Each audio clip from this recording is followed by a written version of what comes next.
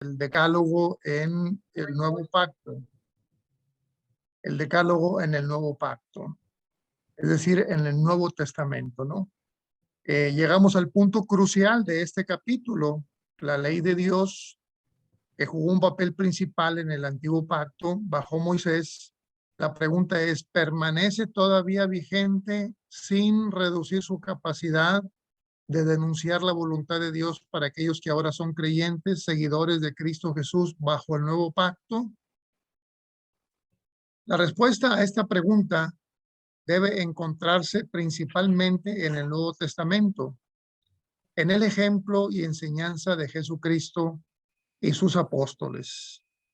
Sin embargo, para no pasar por alto las importantes piezas de evidencias previas, permitámonos confiar en Dios y que estos fueron básicos, estos mandamientos en la antigüedad, y vamos a revisar el pasaje clave en uno de los profetas, ¿no? Ya no alcancé a leer bien aquí. Déjenme ver, hermanas. Me está fallando ahí está.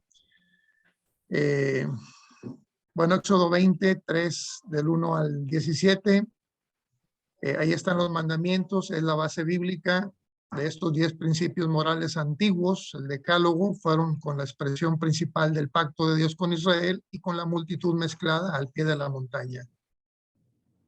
Los primeros 4 mandamientos fueron expresiones fundamentales del amor de los hebreos hacia Dios. Los últimos 6 del amor al prójimo, como ya lo vimos. Ahora, más adelante en las escrituras hebreas, al hacerse evidente que Israel no estaba progresando con el pacto sinaítico, Dios inspiró al profeta Jeremías con estas palabras. He aquí vienen días, dice Jehová, en los cuales haré un nuevo pacto con la casa de Jacob y la casa de Judá, no como el pacto que hice con sus padres el día que tomé su mano para sacarlos de la tierra de Egipto, porque ellos invalidaron mi pacto. Aunque fui yo un marido para ellos, dice Jehová, pero este es el pacto que haré con la casa de Israel después de aquellos días, dice Jehová. Daré mi ley en su mente y la escribiré en su corazón, y seré para ellos Dios y ellos me serán pueblo.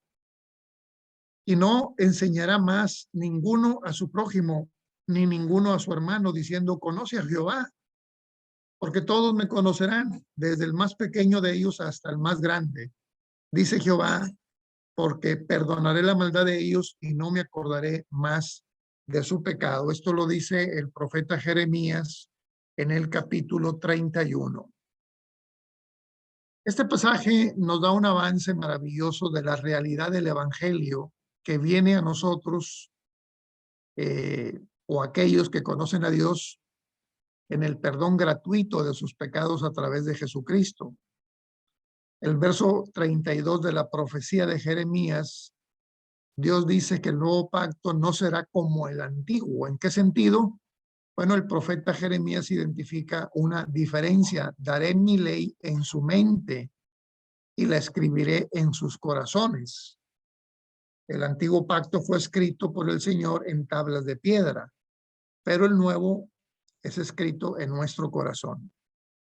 Esta distinción se hace y se enfatiza 2 veces más en la escritura, según Hebreos 8 y 10.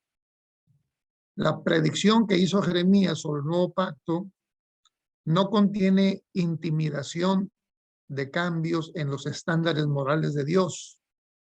Hubo cambios en algunas provisiones secundarias del pacto, según Hebreos 7, pero no hubo ninguna en sus principios primarios. Por lo tanto, cuando venimos a las nuevas escrituras, es decir, el Nuevo Testamento, ¿cuáles fueron los principios morales que Jesús y sus apóstoles enseñaron como importantes para la vida? Bueno, vean ustedes lo que dice el Nuevo Testamento sobre los mandamientos conocidos como el Decálogo. Los 10 mandamientos no solo fueron la expresión principal de la ley moral de la escritura antigua, sino también de las nuevas. Aquí está lo interesante. Cuando le preguntaron a Cristo, ¿qué bien haré para tener la vida eterna? Él dijo, si quieres entrar en la vida, guarda los mandamientos. Mateo 19.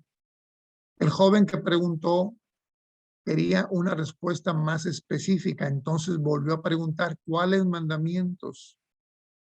Y Jesús le dijo, no matarás, no adulterarás, no hurtarás, no dirás falso testimonio, honra a tu padre y a tu madre y amarás a tu prójimo como a ti mismo, fue la respuesta según los versos 18 y 19. Este texto es contundente, hermanos, porque aquí Cristo habla de una parte de esos 10 mandamientos. Está citándolos. ¿Por qué? Porque están vigentes, están activos y ya estamos en el nuevo pacto. Siguen teniendo valor. Y como dije al principio, si todo mundo respetara estos mandamientos, bueno, otro mundo tendríamos. Así es que esta es una de las evidencias más fuertes de que los mandamientos están vigentes porque Cristo los enseña como parte del Evangelio, porque los mandamientos traen libertad y son mandamientos de amor. Los primeros 4 para Dios y los últimos 6 para el prójimo. Entonces ahí está Mateo 19 como una clara evidencia. La respuesta de Jesús incluyó 5 de los mandamientos del Decálogo y uno que no estaba en los 10. El que Jesús pronuncie el mandamiento de amar a nuestros semejantes no implica que el mandamiento de amar a Dios sea invalidado. Tampoco el mencionar solo 5 de los 10 quiere decir que los otros 5 son obsoletos, ¿verdad? Simplemente fue una respuesta corta del Señor Jesús, ¿verdad? No está diciendo que esos 5 que sí señaló están vigentes y que los demás no están vigentes. Claro que no es así, fue simplemente una expresión donde debemos de tomar el todo por la parte. Debemos de tomar el todo por la parte. Toda la ley por esa parte de los 5 mandamientos. Las declaraciones de nuestro Señor en el cuarto evangelio resaltan su opinión sobre la importancia de guardar los mandamientos de Dios. Juan 14, 15 y 15, 10, ¿verdad? Ahí Jesús habla de que debemos de observar sus mandamientos. En ninguna parte Jesús sugiere que alguno de los 10 en particular haya sido anulado. Nunca vamos a ver eso en el Nuevo Testamento. Entonces, es importante tomar nota de eso. La validez continua de los 10 mandamientos se muestra en Romanos 7. El apóstol Pablo escribió, pero yo no conocí el pecado sino por la ley, y tampoco conocería la codicia si la ley no dijera no codiciarás, versículo 7. El mandamiento de no codiciar solamente se encuentra en los 10 mandamientos y no lo encontramos en ninguna otra ley. Está acá en el Nuevo Testamento. Pablo dice en Romanos 7:7, tiene implicaciones amplias, ya que la ley que cita sirvió como definición del pecado para Pablo. Y luego Pablo dice la ley es santa, justa y buena, según el verso 12 del capítulo 7, lo que comentaba al principio. Es una evidencia contundente de que los 10 mandamientos son parte de lo que iba a escribir en nuestros corazones y mentes en el nuevo pacto. Ni la ley ni la obediencia tienen la intención de salvarnos, ¿no? Atención con esto, hermanos, era lo que yo comentaba, que nosotros estuvimos durante muchos años en el otro extremo, ¿no? Por un lado, los antinominales, los que están en contra de la ley, y por otro lado, los nominales, que seríamos nosotros, ¿no? En donde exagerábamos el papel de la ley, ¿no? Pero en el segundo párrafo de esta lámina, usted puede leer que ni la ley ni la obediencia tienen la intención de salvarnos. Como dije al principio, la ley nunca tuvo propósitos salvíficos, es decir, de vida eterna, sino que Cristo murió para darnos la habilidad de obedecer verdaderamente. Pablo escribió, porque lo que es imposible para la ley, por cuanto era débil por la carne, Dios envió a su Hijo en semejanza de carne de pecado, y a causa del pecado condenó al pecado en la carne, para que la justicia de la ley se cumpliese en nosotros, que no andamos conforme a la carne, sino conforme al Espíritu. Este parece un trabalenguas del apóstol Pablo. Es un texto que requiere tiempo para un análisis más detallado, pero lo que nos está diciendo es que la ley nunca fue dada con propósitos salvíficos. La ley fue dada para que revelara el pecado que hay en el ser humano, y la ley ha cumplido y sigue cumpliendo ese propósito.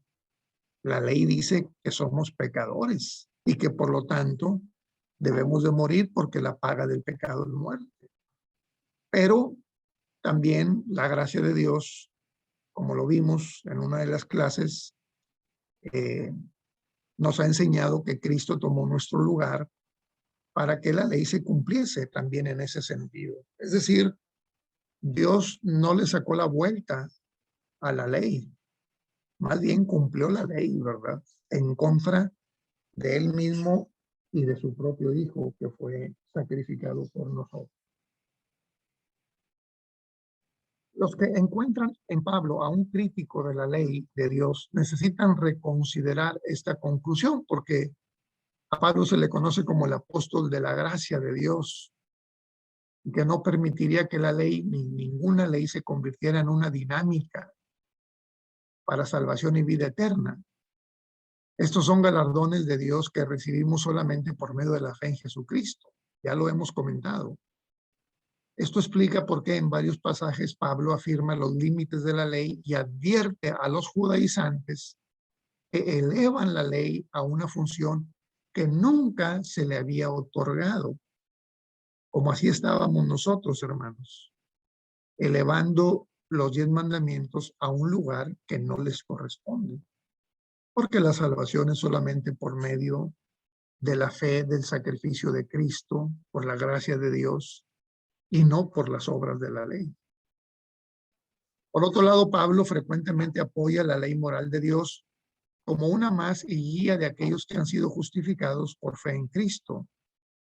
Además de los pasajes de Romanos vistos anteriormente, también Corintios 7:19, ¿verdad? Y este texto de 1 de Timoteo 1, del 8 al 11, si usted lo ve con detenimiento, va a encontrar ahí una lista de pecados que son prácticamente los mismos de los 10 mandamientos dados en el monte del Sinaí. No sé si usted había visto antes de esta clase este dato, pero me parece que es muy importante.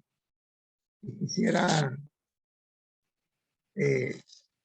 llamar su atención. Si tienen por ahí la Biblia en sus manos, o en su tablet o en su teléfono, y puede abrirla en la primera carta de Pablo a Timoteo, capítulo 1.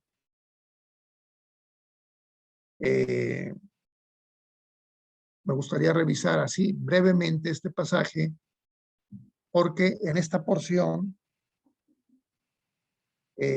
a partir del versículo 8, podemos ver un paralelo entre los 10 mandamientos del monte Sinaí y esta carta de Pablo a Timoteo. Repito, si tiene su Biblia, por favor busque Primera de Timoteo capítulo 1 y luego vaya conmigo al versículo 8 y mire lo que dice.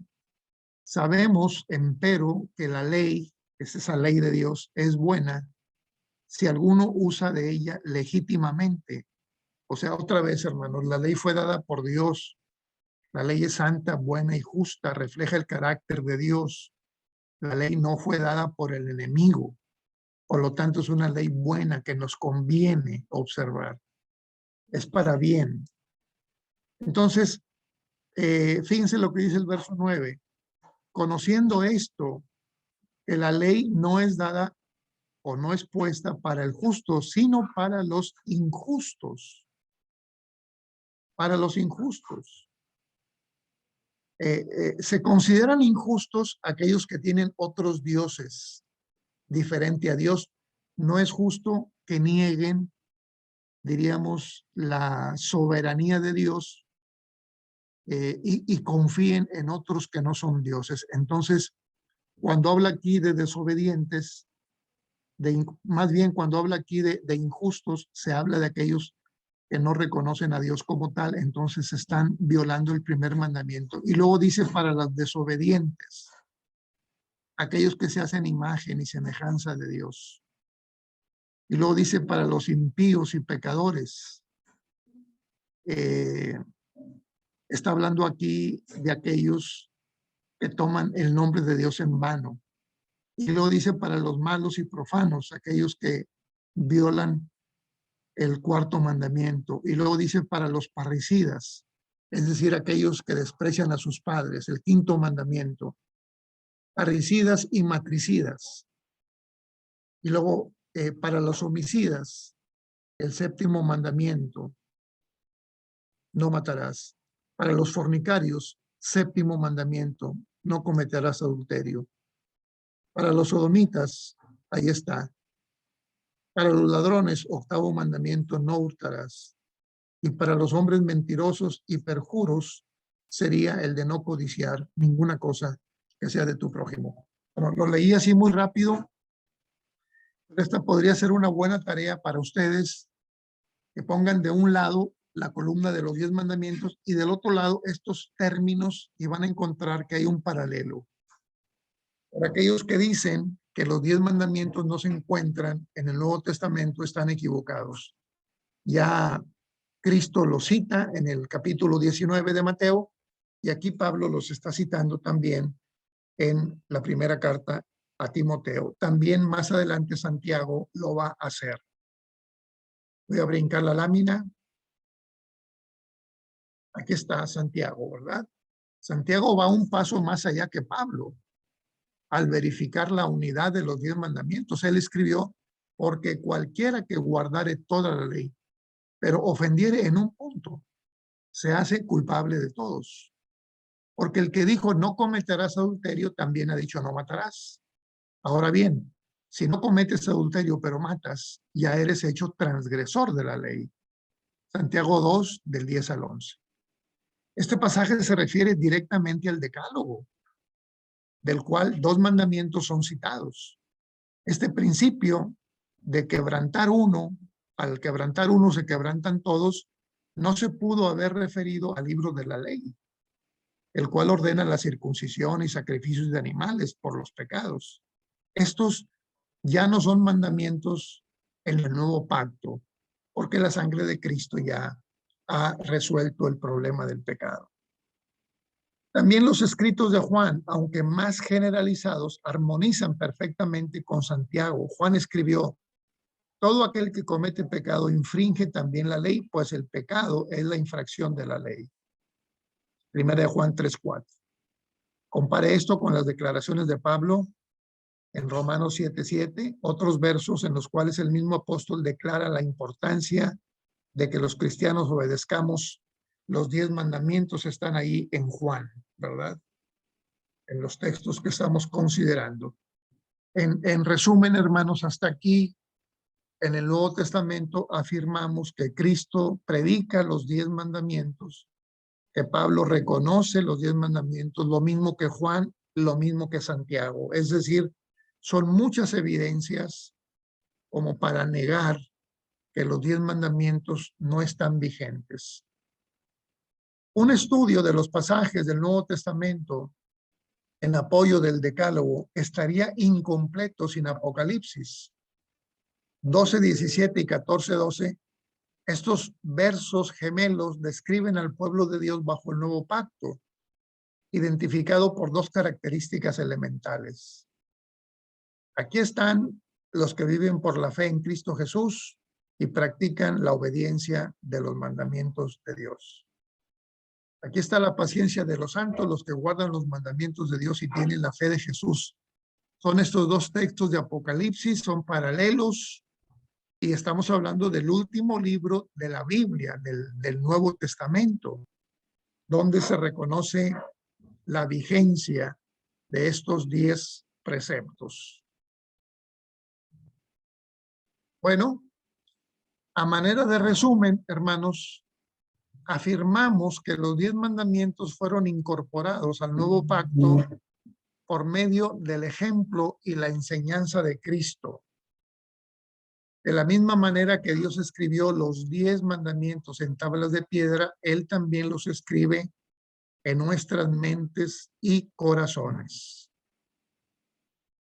De la misma forma en que los 10 mandamientos bajo el antiguo pacto fueron solo una fracción de dicho pacto, son de la misma manera del nuevo.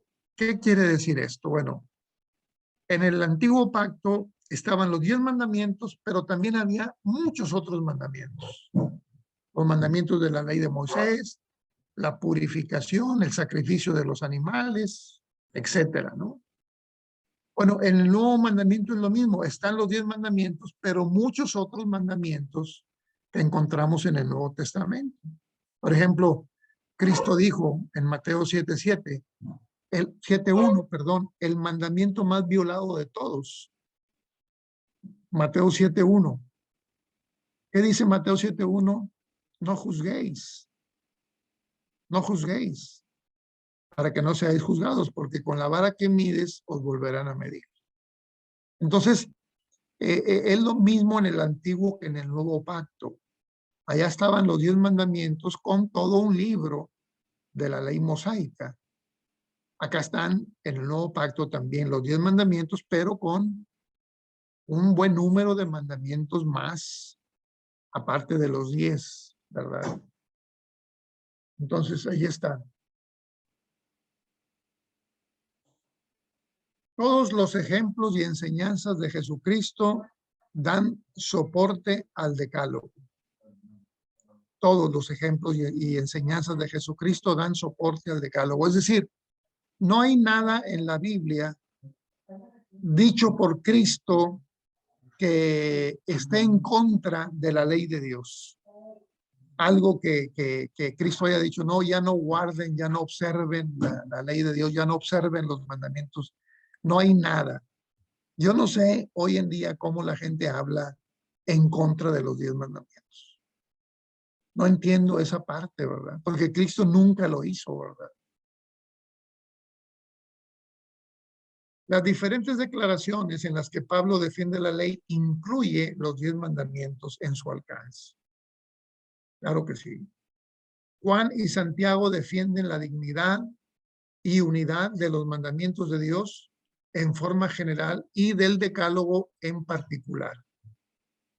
Al decir incorporados a, no estamos implicando que los mandamientos del decálogo fueron introducidos al nuevo pacto uno a la vez, sino que fueron incorporados como un cuerpo de leyes reconocibles, siendo conocidos como los mandamientos. Jesús se refiere a ellos, según San Juan 15, versículo 10, ¿no? Este texto también, que es bastante conocido por todos nosotros, en donde el Señor Jesucristo dice estas palabras. Capítulo 15, versículo 10. Si guardareis mis mandamientos, estaréis en mi amor, como yo también he guardado los mandamientos de mi Padre y estoy en su amor. Aquí lo que nosotros decimos es que están incluidos los 10 mandamientos, además de otros mandamientos que hay en el Nuevo Testamento. Como ya les he comentado, hay muchos otros mandamientos en el Nuevo Testamento, como por ejemplo el mandamiento de que debemos de perdonar las ofensas a quienes nos ofenden, el mandamiento en el que debemos de amar a nuestros enemigos, de que debemos de orar por los que nos ultrajan y nos maldicen, debemos de evangelizar, porque el mandamiento dice, id por todo el mundo y predicar el evangelio. Es decir, tenemos docenas de mandamientos en el Nuevo Testamento, pero también están ahí los 10. No tendrían por qué no estar. ¿Por qué? Porque ya hemos dicho que esos mandamientos son buenos, son santos y son justos. Y quien los practica, entonces agrada a Dios, ¿verdad? No estamos diciendo que son para salvarse. Y vamos a ir concluyendo, hermanos, hermanas. Código moral básico para la humanidad. La universalidad de los 10 mandamientos se ve en el hecho de que Dios los dio a una multitud mezclada en el Sinaí. Por ejemplo, los dio a Israel y a los no israelitas que salieron de Egipto junto con ellos. Se ve aún más profundamente en esta declaración del predicador en el libro de Eclesiastés. El fin de todo discurso que has oído es: teme a Dios y guarda sus mandamientos, porque esto es el todo del hombre. Temer a Dios y guardar sus mandamientos es aún el deber del género humano, porque por cuanto todos pecaron y están destituidos de la gloria de Dios. Todos los seres humanos han pecado y todos somos responsables de pecado. Pero sabemos que todo lo que la ley dice, lo dice a los que están bajo la ley. ¿Quiénes son estos? Pues toda la humanidad. Toda la humanidad está bajo la ley, aunque no quiera. Los mandamientos no fueron exclusivamente para Israel, fueron para toda la humanidad. La ley se dirige a todos para que toda boca se cierre y todo el mundo quede bajo el juicio de Dios, Romanos 3:19. Y todo ser humano, toda boca viva bajo la ley, culpable ante Dios por transgredir la ley moral, a menos que o hasta que sean salvos por medio del perdón de pecados y cubiertos por la sangre de Jesucristo. Jesús, el Salvador y Maestro de todos los hombres, pone una aprobación final en la continuidad de la ley moral de Dios en la Torá, cuando proclama: no penséis que he venido para abrogar la ley o a los profetas. No he venido para abrogar, es decir, para terminar, sino para cumplir. Ahí está, más claro ni el agua, hermanos. Y es también, como decía en un principio, esta ley reconocida como la ley del amor, porque quien ama a Dios respeta los primeros 4 mandamientos. Y quien ama a su prójimo respeta los últimos 6 mandamientos. Dice, es importante que notemos el tiempo y los lugares en los cuales las escrituras del Nuevo Testamento asocian los mandamientos de Dios con nuestro amor, entre Él y su amor para con nosotros. Jesús dijo esto sobre el mandamiento de amar a Dios con todo nuestro ser y de amar a nuestro prójimo como a nosotros mismos. De estos 2 mandamientos dependen toda la ley y los profetas. Mateo 22. Esta verdad revela el propósito de la ley de Dios y las instrucciones que nos dio por medio de los profetas. Nos enseñan cómo amarlo a Él y cómo amarnos entre nosotros. Jesús dijo: si me amáis, guardad mis mandamientos. Si guardáis mis mandamientos, permaneceréis en mi amor, así como yo he guardado los mandamientos de mi Padre y permanezco en su amor. Juan 14 y Juan 15. La obediencia muestra nuestro amor por Él y a la vez Él responde a nuestra obediencia amorosa con la seguridad de que su amor mora en nosotros. Pablo escribió: no debáis a nadie nada, sino amaros unos a otros, porque el que ama al prójimo ha cumplido la ley. Porque no adulterará, no matará, no hurtará, no dirás falso testimonio, no codiciarás. Y cualquier otro mandamiento en esta sentencia se resume: amarás a tu prójimo como a ti mismo. Romanos 13:8. Todas las instrucciones de Dios para el hombre son para ayudarnos a expresar amor. Juan escribió: en esto conocemos que amamos a los hijos de Dios, cuando amamos a Dios y guardamos sus mandamientos. Pues este es el amor de Dios, que guardemos sus mandamientos, y sus mandamientos no son penosos. Juan 5, primera de Juan 5, 2 y 3. ¿Qué tan diferentes suenan estos versos al punto de vista común de que la ley de Dios de alguna forma está contra nosotros, contraria a las formas del amor? Una carga que nos pone bajo las cadenas del temor. Al contrario, amar y obedecer a Dios en respuesta a su amor redentor por nosotros nos libera del temor de las consecuencias destructivas del pecado. El amor no es una carga, sino una ayuda que nos anima y motiva, no una carga más que llevar. La ley de los 10 mandamientos es moral, son expresiones primarias del amor de Dios por nosotros y de nuestro amor por Él. Resumen, hermanos. Comenzamos con estos principios.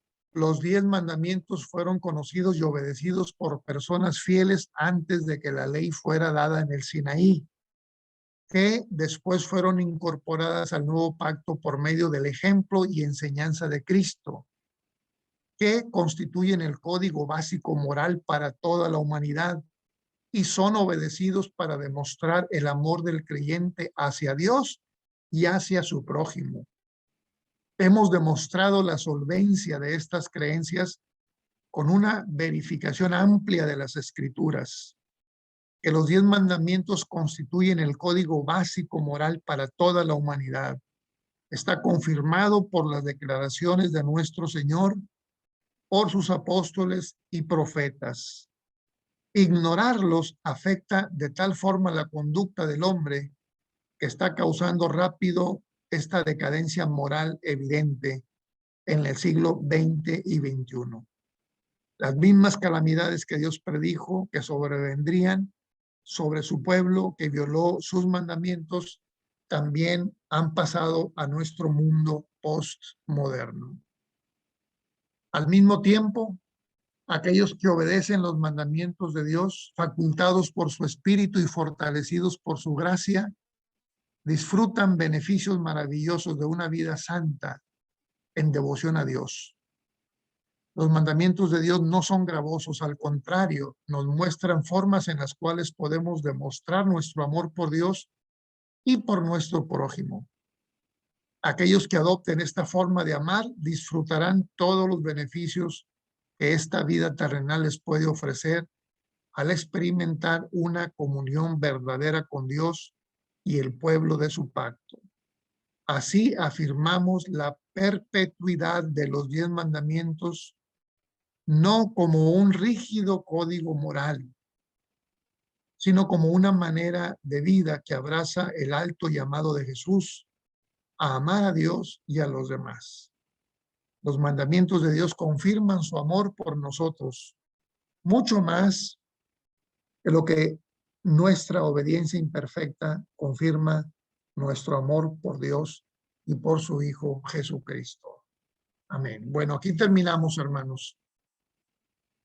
Sé que fue un poquito espesa la clase, pero era necesario porque sucede muchas veces, hermanos, que aunque tenemos el material en cuadernos o en pequeños folletos, no siempre los tenemos en la mente, no siempre los leemos.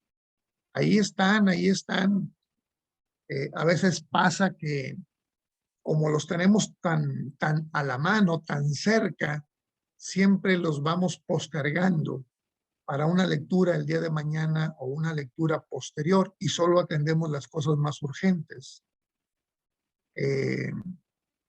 Por eso creo que vale la pena siempre la lectura y también esto sería para nuestra clase, es decir, hacer una lectura obligada de todas las doctrinas distintivas que hay en el credo, para que podamos no solo tenerlas, sino conocerlas, ¿verdad? Porque eso es lo que hace la diferencia.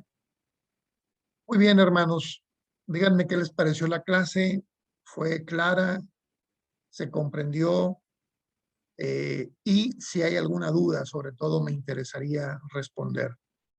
Con toda confianza, hermanos. Adelante. Pastor, permiso. Yo Sí, nada más quisiera preguntarle si nos puede recordar, cuando habló del decálogo del nuevo pacto, ¿cuál fue la cita de Isaías que utilizó? fue ¿Isaías? Jeremías, Jeremías, Jeremías, perdón, Jeremías, Jeremías, claro, fue sí. Jeremías. Es Jeremías, la tengo aquí, ahorita déjame localizarla. Sí, porque esa no la pude anotar y me Ok, quedé con la de Jeremías ok, respecto del... igual,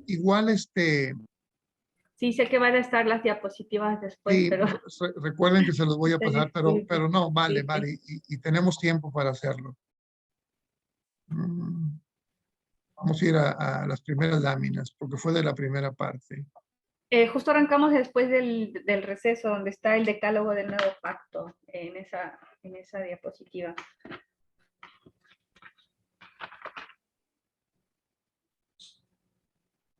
Pero te refieres a la del nuevo pacto, ¿verdad? Sí, sí, justo la del Sí. decálogo del nuevo pacto.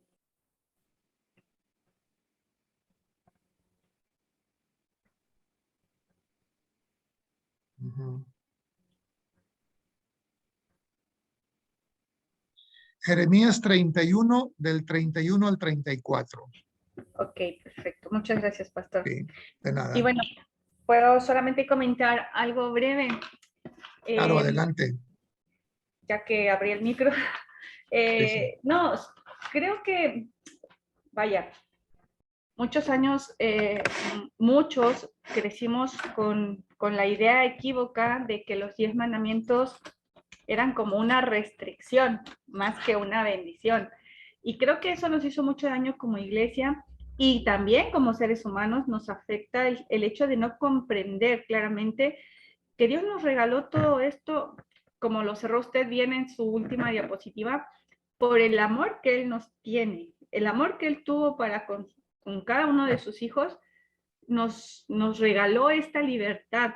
Lamentablemente, quizá por ahí o lo hemos aprendido mal porque nos lo enseñaron mal, porque se comprendía mal, y como consecuencia muchos vivimos muchos años, me incluyo, pensando que los 10 mandamientos eran una carga, como usted lo dijo bien al inicio de su clase. Eh, y esto nos hizo mucho mal o nos hace mucho mal porque incluso ahora seguimos hablando de los 10 mandamientos como si fuera una cadena que nos ata, ¿no? Lejos de verlo al contrario, ¿no? Que es esa libertad, como lo dijo usted, la verdad que Sí, reflexionarlo a la luz de la palabra, como dice el verso 2 del capítulo 20 de Éxodo, yo soy Jehová tu Dios que te liberó así y es. nos liberó en todos los sentidos a los seres humanos, a Israel en su momento del pueblo de Egipto y a nosotros del pecado. Yo Sí. creo que cuando nosotros hacemos ese cambio de chip, cuando Ujú. comprendemos que Dios nos dio ese decálogo para darnos libertad, para que vivamos plenos. Usted lo dijo bien y el ejemplo fue excelente. Si todos los seres humanos hiciéramos caso de esos 10 mandamientos, el mundo Ujú. sería perfecto, ¿no? Ujú. Estaríamos listos para que Cristo viniera a estar entre nosotros. Sí. Pero lo hemos entendido mal. Muchos años Sí, lo enseñaron mal, lo aprendimos mal, lo conceptualizamos al revés y creo que en la medida que nosotros entendamos que fue por amor de Dios para con nosotros y que en ese amor que nosotros debemos responder, debemos mantenerlos, respetarlos y están vigentes, creo que entenderíamos diferente y seríamos también nosotros personas, seres humanos, hijos de Dios diferentes. No lo sí, haríamos, no los veríamos como una carga, sino exacto. como algo que nos hace libres realmente. Gracias, Reclaro, Bere. pastor. Gracias por tu opinión, Bere. Me parece muy acertada.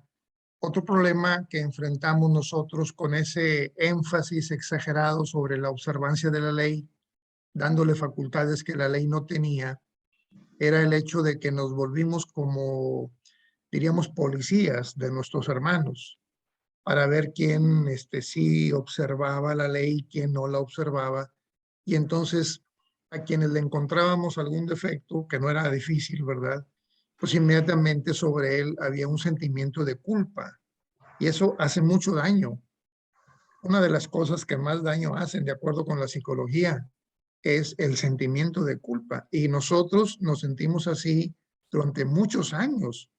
¿Por qué? Porque no podíamos guardar la ley de Dios. Realmente, por más esfuerzos que hacíamos, en el fondo estábamos conscientes de que no la estábamos guardando, no entendíamos que la ley nos estaba llevando a Cristo para que en Él encontremos el reposo y habiendo Él cumplido con toda la ley, somos nosotros justificados del pecado, porque nunca la vamos a poder guardar realmente. Como humanos que somos imperfectos, nunca podríamos guardar la ley. Y entonces se desarrolló ese sentimiento de culpa y entonces mucha gente se agotó y se fue a otras denominaciones, ¿verdad? No somos nadie para juzgar, pero yo sí comprendo esa parte de que era tanta la exigencia que terminaron agobiados y dijeron, bueno, esto no hay quien lo pueda cumplir. Y luego también, a veces los hijos se daban cuenta de que los padres predicaban una cosa, pero vivían de otra manera. Y eso era otro shock muy fuerte. Entonces, creo que por la gracia de Dios hemos encontrado el papel que le corresponde a la ley, que es, como dije, revela el carácter perfecto de Dios, revela el pecado que hay en el ser humano, pero también es el ayo, es decir, el paidagogos, el encargado de llevarnos a Cristo. ¿Por qué? Porque solo es por medio de Cristo en que yo puedo ser justificado, porque Él sí cumplió con toda la exigencia de la ley. Entonces, bendito Cristo, que nos abrió sus brazos para recibirnos. En Él tenemos el perdón de pecados y la justificación. Es algo que Él ya hizo en su gracia y en su amor, no que vaya a hacer, ya lo hizo. Ahora estamos en un proceso de santificación y mientras nos mantengamos en Cristo, estamos siendo siempre santificados y vendrá el momento de la glorificación, cuando Cristo venga y entonces nuestra naturaleza pecaminosa se convierta en una naturaleza divina, ¿no? Como la de Él. Porque dice Juan, hijitos, aún no se ha manifestado lo que habremos de ser, pero sabemos que cuando Él apareciere, seremos semejantes a Él porque le veremos como Él es. Bueno, esa sería la última etapa, sería la glorificación de los que sean transformados a la venida de Cristo o de los que resuciten en la venida de Cristo. Pero, repito, la ley es buena, es santa, es justa, tiene su sentido, su propósito y sobre todo viene de Dios y de Dios solo podemos recibir cosas buenas porque Dios nos ama, es su creación. Entonces es una pena que muchos cristianos en el mundo no reconozcan el valor de la ley. Y en ese sentido nosotros tenemos ese privilegio, ¿verdad? Porque si bien es cierto que como toda denominación hemos tenido cosas negativas, también hemos tenido cosas positivas, ¿no? Esta doctrina, así como la hemos entendido ahora, porque ahora leemos los sacramentos de fe de los países y son otra cosa, ¿verdad? Porque hablamos de la ley de la libertad, hablamos de la ley del amor, hablamos de el fruto de la obediencia, en fin, es ya con unos lentes evangélicos, con lentes cristianos, diría. Claro, pastor, creo que usted lo dijo bien, pero ahorita esa parte del evangelio, pastor, eso es re importante, porque a veces caemos en el legalismo. Y antes que compartir a Cristo, queremos que la gente se aprenda los 10 mandamientos y los lleve a cabo, cuando usted lo dijo igual, a veces ni nosotros los cumplimos. A mí me pasó. A veces fallamos y exigimos o miramos que el otro tropieza sin darnos cuenta que nosotros estamos igual en el camino. Gracias, pastor. Sí, buenas tardes. Adelante, hermana. Paz, hermanos. Zoraida, adelante, paz. Hermano Ramón. Estos, los 10 mandamientos, pues a mí toda la vida me han apasionado. Me gustan mucho y yo en mi interior siempre los he tenido como como una bendición y una libertad porque hacen que uno sea una persona de bien y no tenga problemas con nadie. Lo veía desde muy niña. Pero ahora que estamos entendiendo que el sábado es una celebración, es un regalo de Dios, que no es una carga, porque a través de los tiempos el sábado ha sido el pariente pobre de los mandamientos. Es el incómodo, es el feo, el que nadie quiere recibir. Pero ya que lo reconocemos como ese regalo de Dios, porque yo lo miro así, y los 3 mandamientos primeros es para Dios, pero a Dios no se beneficia si yo reposo el sábado, el beneficiado soy yo. Yo Así soy el que es. descanso, yo soy el que me tranquilizo, yo soy el que descanso en Dios. Entonces, que es un regalo para mí. Eh, ¿Por qué cree, hermano Ramón, que en tanto tiempo la gente lo tomó como si fuera una pérdida, como si fuera un problemón, como, sí, le tienen como fastidio a ese regalo, a esa cosa tan especial que Dios dio al ser humano desde antes que existiera el pecado, porque no podemos decir que fue para que alivianarnos el pecado, porque el pecado todavía no estaba, y Dios ya lo había regalado al ser humano. ¿Por qué los seres humanos obramos como de esa manera tan egoísta con nosotros mismos al no querer descansar? Y creo que, bueno, en el ámbito evangélico fue una mala interpretación, ¿verdad? Acuérdense que esta interpretación de la Biblia es una disciplina que debemos de hacer todos los días. ¿Por qué? Porque el Espíritu Santo nos va iluminando para un mejor entendimiento, ¿verdad? De lo que está revelado, es decir, de la Biblia, de la palabra de Dios. Entonces, yo recuerdo mis épocas de juventud, cuando yo me convertí a la edad de 19 años, 20 años, este, pues fue una época un poquito oscura. ¿Por qué? Pues porque no se podía leer ningún otro libro. Era solo la Biblia. Yo recuerdo haberle dicho a mi pastor en aquel tiempo que si podía inscribirme en algún seminario para poder aprender más de la teología y me dijo, no, pero tú no necesitas aprender más, con lo que sabes ya es suficiente. Además, Cristo ya va a venir. Y eso me lo dijo hace 45 años. Entonces, fue una mala interpretación. Teníamos la interpretación de la inmediatez, ¿no? Es decir, Cristo ya va a venir mañana, ya no tienes que hacer nada. No hicimos proyectos a largo plazo, no tuvimos seminarios de profundidad, etcétera, ¿no?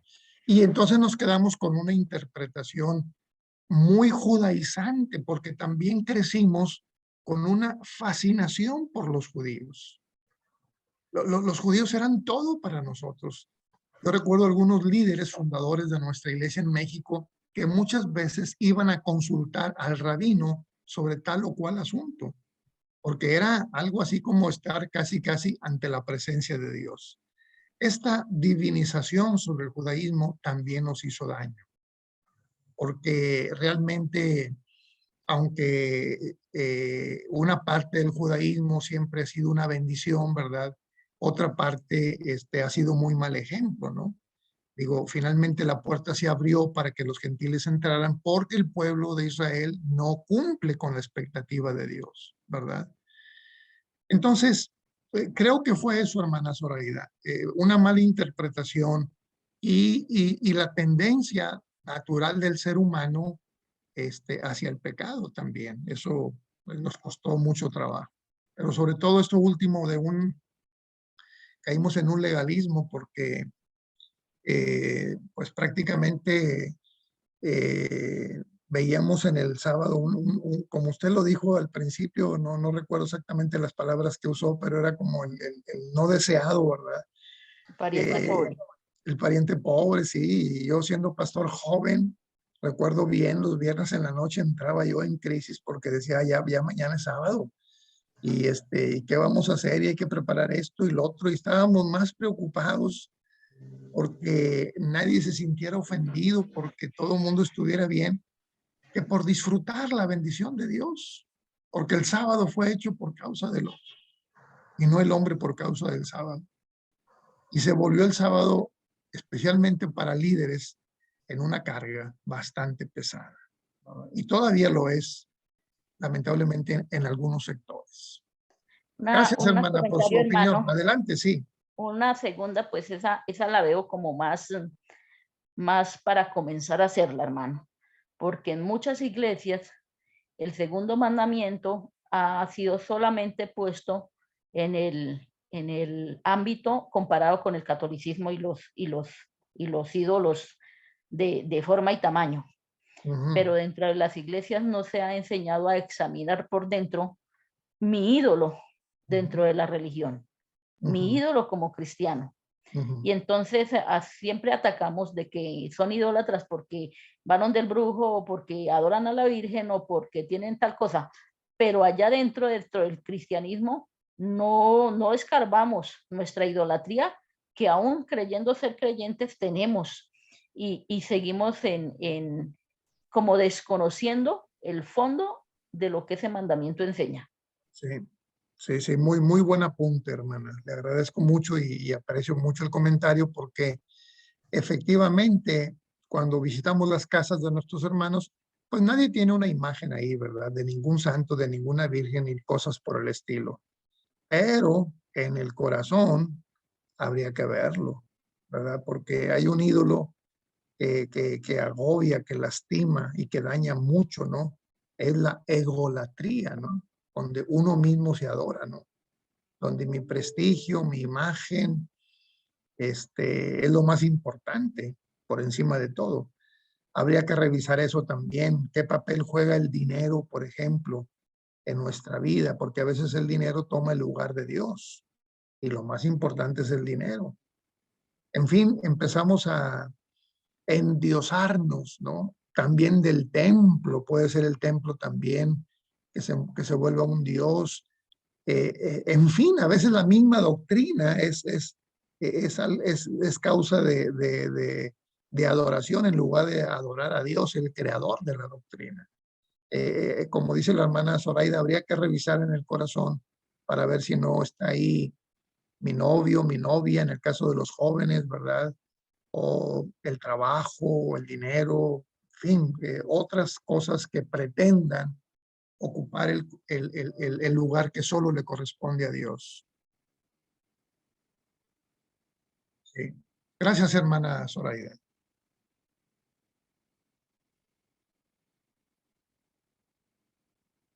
¿Algo más, mis hermanos?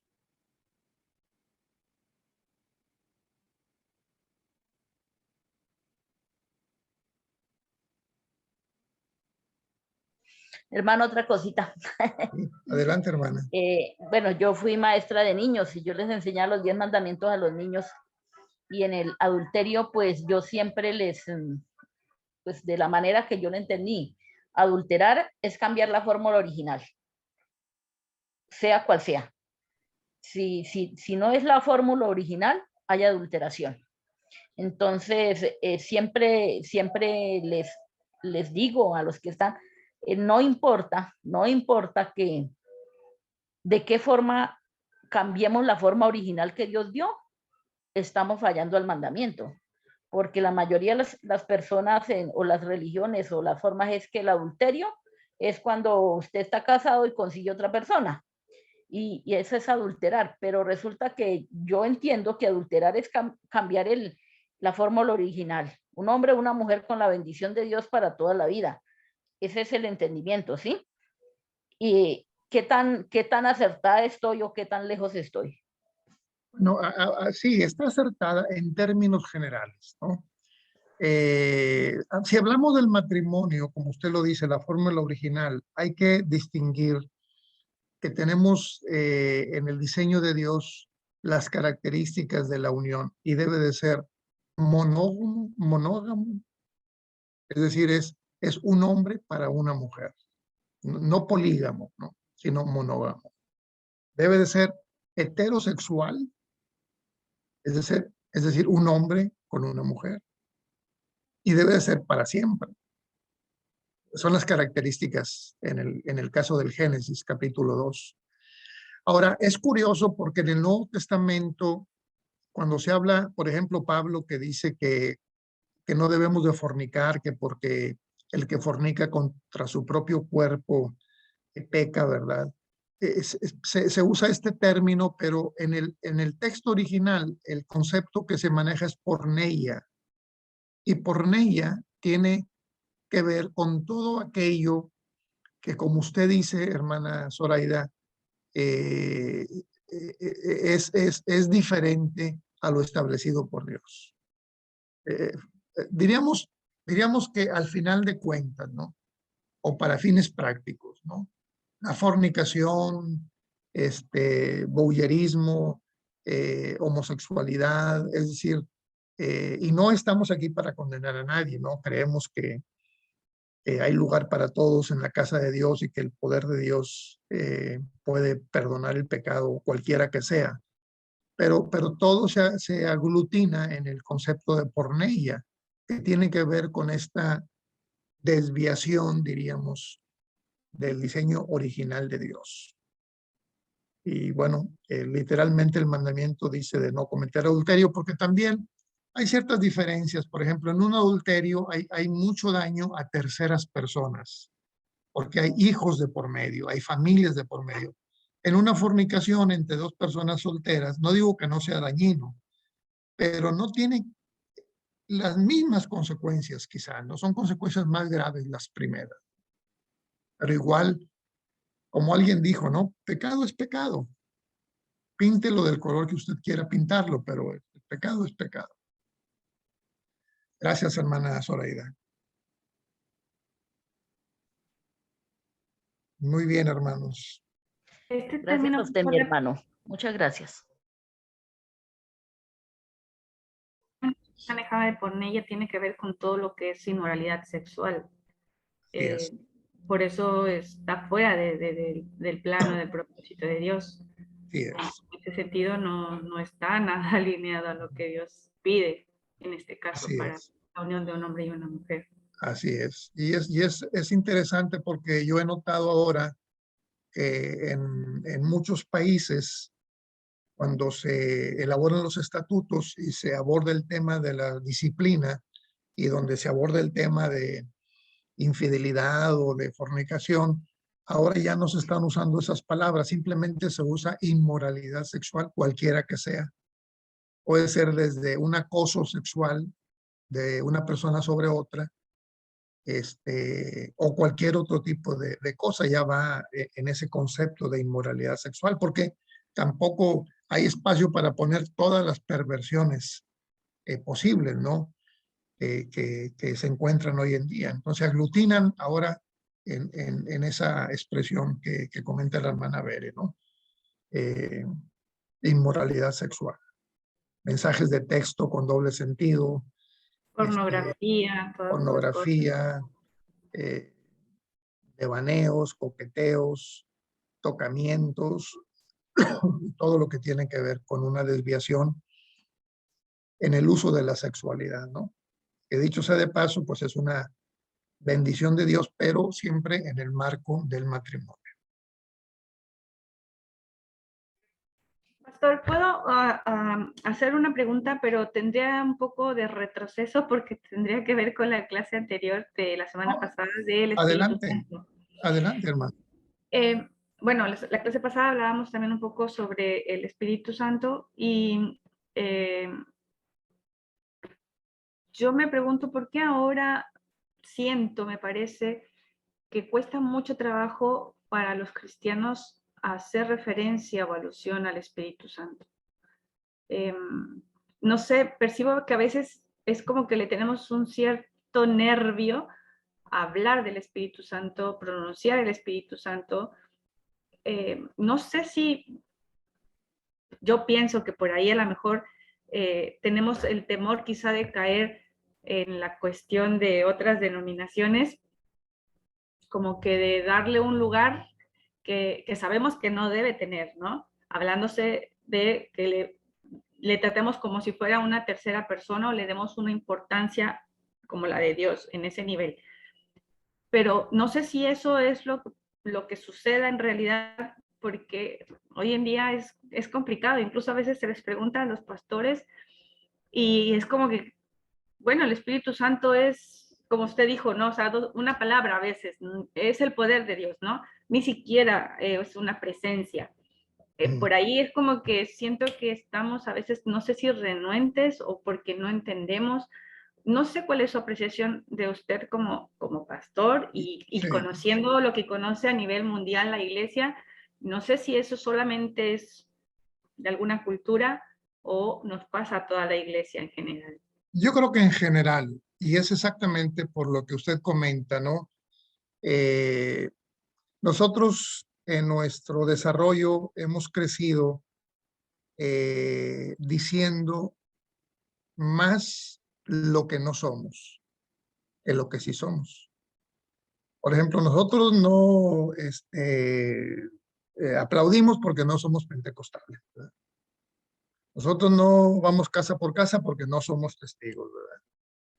Nosotros no hablamos de María porque no somos católicos. No fumamos, no tomamos, no bailamos, no hacemos esto, no hacemos lo otro. Somos como la religión del no. Y no hemos dicho lo que sí. Eso también es una realidad, ¿no?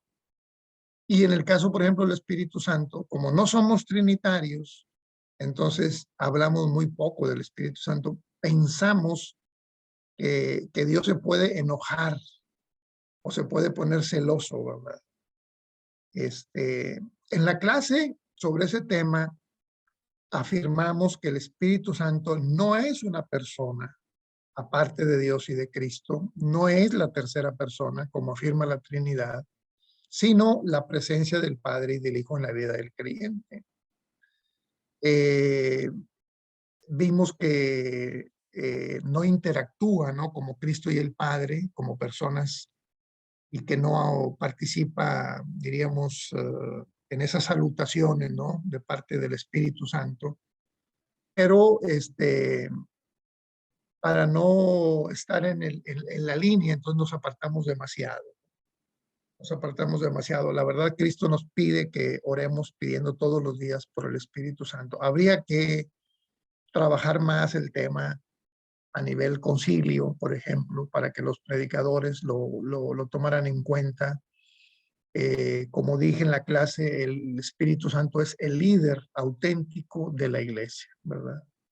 Es el que nos guía, el que nos conduce, nos recuerda, en fin, lo que ya hemos dicho, ¿no? Entonces, yo creo que no hemos hecho justicia a este aspecto también en nuestra tradición, y es por lo mismo de que no queremos convertirnos en trinitarios, ¿verdad? Sí, sí, Que me dicho sea daba, de bueno, paso, que dicho sea perdón. de paso, el tema se ha tocado 2 veces en el Congreso, ¿verdad? Y las 2 veces ha fracasado la propuesta de una doctrina trinitaria, ¿no? Lo tenemos bien clarificado el tema, ¿verdad? Pero sí nos falta hablar más del Espíritu Santo. Sí, sí, gracias. Sí, es que es como que a veces mi apreciación, ¿no? Hemos Ujú. tenido la oportunidad de por ahí conocer en otros países y un poco o un mucho de nosotros en México, por ejemplo, ahora el tiempo que estamos acá viviendo en Argentina, pero es como que pasa, ¿no? Que a mí me da la sensación de que a veces como que le tenemos miedo, ¿no? A pronunciar el Espíritu Santo, porque por ahí vayamos a meter la pata, decimos en México. Entonces, es como Pero que es también eso, es también la forma de autodefinirnos. Yo, por ejemplo, noto, y lo he dicho en otros seminarios, que generalmente no escuchamos un sermón en todo el año acerca del papel, diríamos, en la historia de la salvación de María. Ahí está en la Biblia, tiene un poema maravilloso, es un poema que si lo interpreta uno exegéticamente, hermenéuticamente, tiene mucha riqueza, pero no hablamos de eso. ¿Por qué? Pues porque no somos católicos, ¿verdad? Entonces, a veces perdemos con el hueso toda la carne, diríamos, ¿no? Habría que ser más sinceros con el texto bíblico, ¿verdad? Y asumirlo como está escrito. Ahí está, no podemos quitarlo. Lo mismo pasa también con las nomenclaturas que tenemos, aunque los conceptos en las pastorales, por ejemplo, son de obispos, de presbíteros, nosotros no tenemos esos esos nombres. ¿Por qué? Porque nosotros somos diferentes, ¿verdad? Entonces somos ministros y somos pastores. Habría que revisar también todo eso. Si es bíblico, hay que reconocerlo, independientemente de quién lo toma. Una vez, tocando estos temas, alguien puso este ejemplo diciendo, si un hombre que está bajo la influencia del alcohol, un borracho, pasa por afuera del templo y grita, Jesús es el Señor, ¿tiene razón o no tiene razón? Tiene razón, Sí, tiene claro. razón. O Sí, sea, sí. no importa quién Que lo no diga, esté en su juicio, claro, o que sí, o que lo diga y que no sea un parte de... gentil, que no sea un hermano de Ah, la iglesia, claro. exacto. Pero si tiene razón, tiene razón. Hay que separar una cosa de la otra, ¿verdad? Tener la mente fría para reconocer si es cierto. Los discípulos se enojaron una vez porque otros andaban expulsando demonios en el nombre de Cristo y no andan con nosotros, decían ellos. Se los vamos a impedir. Y Cristo les dice, no, déjenlos porque el que no está contra nosotros está a favor de nosotros. Hay todavía un tramo que recorrer en ese sentido. Y Dios nos ayude para hacerlo, siempre manteniendo la unidad de la iglesia. Amén, sí, pastor. Y yo creo que ahondar en estas partes o sea, si bien no se trata de llenarnos solo de letras y de conocimiento, pero creo que muchas veces no hablamos en el sentido propositivo por miedo, porque no conocemos precisamente de qué queremos hablar o de qué estamos hablando. Y por ahí lo que dijo usted es bien cierto. Tenemos nuestro manual de liturgia y conocemos que son 8 puntos de fe y salvación y lo sabemos de memoria, pero si alguien nos pregunta de qué trata cada uno y por ahí le mandamos al pastor porque es el que más sabe, ¿no? Y evitamos por el hecho de que no nos damos a la tarea de leer, de ahondar, de investigar, de tener ese discernimiento para saber en qué creemos. O sea, decimos, sí, yo creo en la palabra y lo que está en la palabra, pero a veces ni lo que está en la palabra sabemos qué es, ¿no? Entonces, profundizar mucho nos hace poder estar seguros de qué hablamos, de qué creemos y de qué queremos decir, o qué queremos compartir, porque si no, yo creo que por eso nos quedamos siempre callados o no, muchas veces así como que de lejecitos y bueno, tratamos de no involucrarnos mucho, pero gracias, pastor, Bueno, gracias. nuestro curso se presta para eso, ¿verdad? Porque estamos hablando del tema de la doctrina. Bueno, vale la pena hacer el reconocimiento que tengamos que hacer. Muy bien, hermanos, pues vamos a concluir entonces. Vamos a hacer una oración para darle gracias a Dios y nos vemos Dios mediante el próximo miércoles con el siguiente tema. Padre, te damos gracias por este encuentro de reflexión bíblica. Muchas gracias, Señor, por el tiempo que nos concedes para invertirlo, como dijo Cristo, en los negocios tuyos. Ahí nos conviene estar. Gracias por tu amor, Padre. Guíanos siempre con tu espíritu. Concédenos un apacible descanso esta noche. Te lo pedimos en Cristo Jesús. Amén.